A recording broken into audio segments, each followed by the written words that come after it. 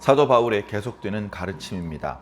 기본적으로 어제 말씀드렸던 것처럼 사도 바울이 급히 에베소를 떠나 마게도냐 지역으로 피신할 수밖에 없었고 곧 돌아올 수 있을 것이라고 생각했는데 예정보다 일정이 지체되어서 에베소에서 고생하고 있는 디모데를 권면하고 위로하고 그에게 사역의 어떤 방향에 대해서 지침을 주기 위해서 기록된 것이 디모데 전서 또 후서 말씀이라는 그런 말씀을 어제 드렸습니다.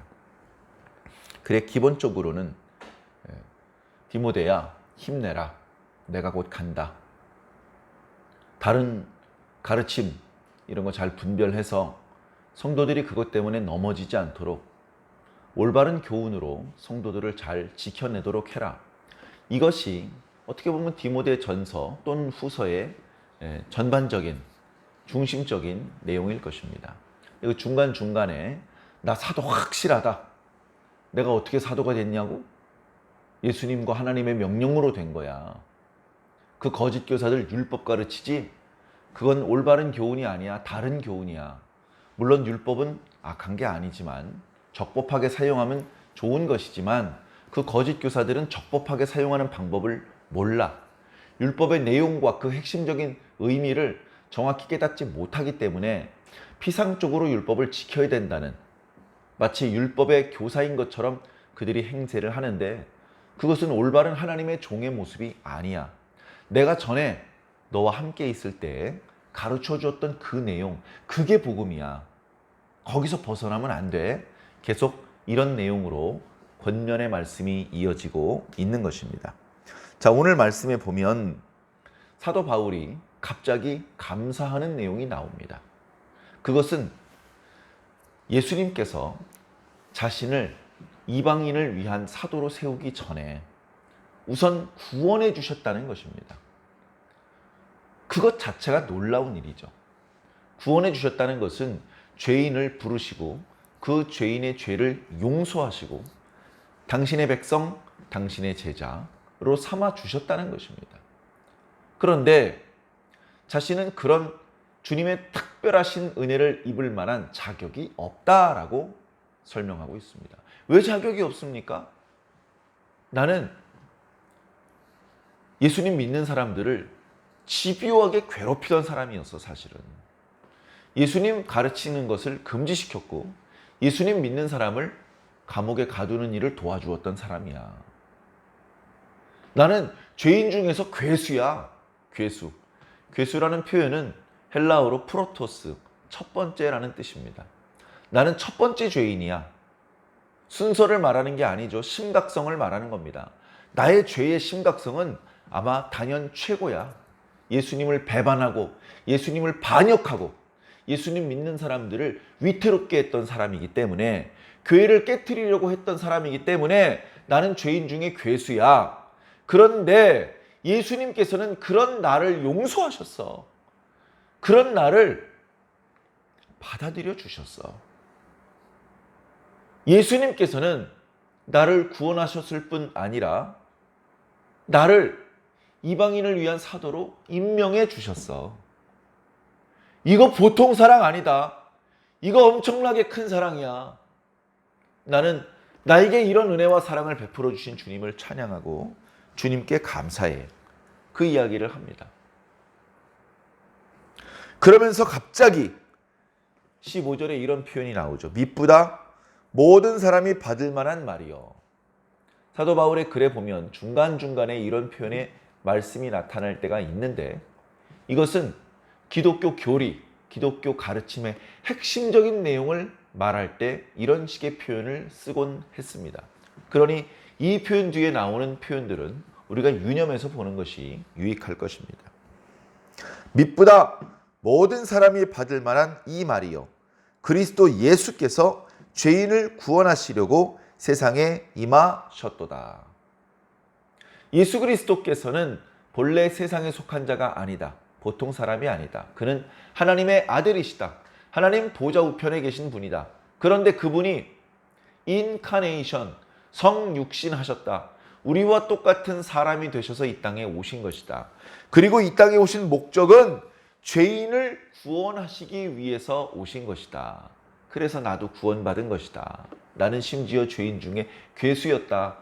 그런 죄인 괴수인 나도 예수님께서 구원하셨는데 그 밖에 다른 죄인들도 구원하기를 기뻐하신다. 그렇게 말씀하시는 것이죠. 16절에 또다시 그 부분을 설명하고 있습니다. 내가 긍휼을 입은 까닭은 예수 그리스도께서 내게 먼저 일체 오래 참으심을 보이셨다. 사도 바울이 꽤 오랜 기간 동안 예수님 속상하게 할 만한 행동들을 많이 했습니다. 그런데 그런 모습을 예수님 다 보셨고 알고 계시면서 이 바울 사도에게 벼락을 던지려고 구덩이에 빠져 죽게 하시려고 준비하신 것이 아니고 용서하실 준비를 하셨다. 굳게 참으셨고 그리고 결국은 후대에 주님을 믿고 영생을 얻게 될 모든 성도들의 모범, 샘플이 되게 하셨다. 영원하신 왕, 곧 썩지 아니하시고 보이지 아니하시고 홀로 한 분이신 하나님. 하나님은 한 분이고 예수님도 한 분이고 성령님도 한 분이니까 모두 세 분인가요? 그렇지 않습니다. 성삼위 하나님 한 분이신 것이죠. 그 한 분 하나님께 세세 무궁토록 존귀와 영광을 돌릴지어다. 이렇게 찬양을 합니다. 뭔가 디모데에게 권면의 말을 하다가 갑자기 감동되어서 하나님을 찬양하고 아멘 하고 일단 마무리하고 다시 권면이 이어지고 있죠. 아들 디모데야, 내가 너에게 이 교훈으로 명한다. 이 바른 교훈, 예수 그리스도께 직접 배운 그 교훈으로 명하노니 두 가지를 명합니다. 선한 싸움을 싸우고 믿음과 착한 양심을 가지라. 사실 묶어서 하나의 가르침이라고 볼 수도 있겠죠. 어쩌면 디모데 전서 전체의 핵심 주제라고 말씀드릴 수도 있겠습니다. 디모데야, 밀리면 안 된다. 타협하면 안 된다. 싸워야 된다. 너의 싸움은 선한 싸움이다. 바른 교훈을 지키기 위한 싸움이기 때문이다. 그리고 그러기 위해서 믿음과 착한 양심을 빼앗기고 잃어버려서는 안 된다. 그런 교훈의 말씀, 권면의 말씀을 주고 있는 것입니다. 선한 싸움을 싸우는 방법은 멱살을 잡고 무게중심을 낮추고 하체를 강화하고 이런 게 아니고 전에 바울을 통해서 배웠던 예언의 말씀, 바울을 통해서 받았던 여러 가르침들, 그 말씀을 가지고 싸우라는 것입니다. 자, 믿음과 착한 양심을 가져야 되는데 이것은 사실은 디모데에게만 있는 게 아니라 모든 그리스도인들에게 있어야 하는 것인데 어떤 사람들은 그걸 잃어버렸다. 어떤 이들이 이 양심을 버렸고 믿음에 관하여서는 파선했다. 믿음과 착한 양심이 있어야 되는데 양심은 버렸고 믿음은 깨져버렸다. 그런 사람들이 많이 있는데 그 중에 후메네오와 알렉산더 같은 사람도 있다. 어쩌면 디모데도 잘 아는 사람일 것입니다. 그들이 에베소 교회 성도들 중에 한 명인지 아니면 그 교회 방문했던 거짓 교사들을 말하는 것인지까지는 알 수 없으나 어쨌든 그들은 믿음이 깨져버렸고 착한 양심을 잃어버렸습니다. 그래서 사도 바울이 그들을 사탄에게 내어주었다라고 표현하고 있습니다.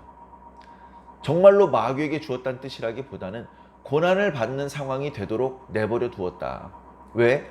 그런 상황 속에서 더는 하나님을 거역하지 못하게, 신성을 모독하지 못하게 만들기 위해서, 더 큰 범죄를 저지르지 않게 하기 위해서 그렇게 했다라고 지금 이야기해주고 있는 것입니다. 자, 말씀의 흐름 전체를 살피지 않는다면 사도 바울이 악한 사람, 모진 사람처럼 비춰질 수도 있는데 오해하지 마시고 디모데전서 말씀을 통해서 우리가 들어야 되는 부분, 주목해서 보아야 되는 부분, 거기에 집중을 해주시면 좋을 것 같습니다. 자, 우리 대부분은 목회자가 아닙니다. 교회에서 믿음을 가지고 봉사하고 있지만 그러나 꼭 목회자로서 봉사하는 것은 아닙니다. 다양한 여러 가지 형태로 봉사하고 있죠. 그러나 어쨌든 우리 모든 성도들에게는 바울이 디모데에게 권면했던 것과 마찬가지로 선한 싸울 필요가 있고, 그리고 믿음과 착한 양심을 가질 필요가 있습니다. 이것을 잃어버렸다면, 선한 싸움을 하지 못해 타협을 하고 또는 패배하고, 그리고 믿음은 깨져버렸고 선한 양심을 잃어버렸다면 그가 무슨 그리스도인입니까? 그는 이미 그리스도인이 아닌 상태가 되어버린 것입니다. 그렇기 때문에 우리가 굳이 목회자가 아니더라도 내가 지금 영적으로 선한 싸움을 잘 싸우고 있는지, 타협하지 않고 버텨내고 있는지, 물리치고 있는지 살펴보아야 할 것입니다. 더 나아가서 우리들의 믿음이 견고한지, 그러면서 동시에 따뜻하고 부드러운 마음을 가지고 있는지, 착한 양심을 가지고 있는지 점검해 보아야 되는 것이죠. 완벽한 사람은 없습니다. 그리고 완벽했다 하더라도 그 상태가 계속 유지되기 어렵습니다. 또다시 불만족스러운 상태가 될 수 있습니다. 그때 더 심각한 지경으로 떨어지지 말고 다시 자신을 추스려서 더 반듯한 상태, 바른 교훈을 믿는 사람답게 영적으로 선한 싸움을 싸우고, 그리고 믿음과 착한 양심을 잘 지켜낼 수 있어야 되는 것이죠. 사랑하는 성도 여러분, 여러분들도 지금 듣고 있는 말씀을 붙잡고 이 말씀으로 선한 싸움을 잘 싸워내시기 바랍니다. 그래서 믿음과 착한 양심을 잃어버리지 마시고 끝까지 주님 다시 오실 때까지 잘 지켜내시기를 예수님 이름으로 간절히 축원합니다. 아멘.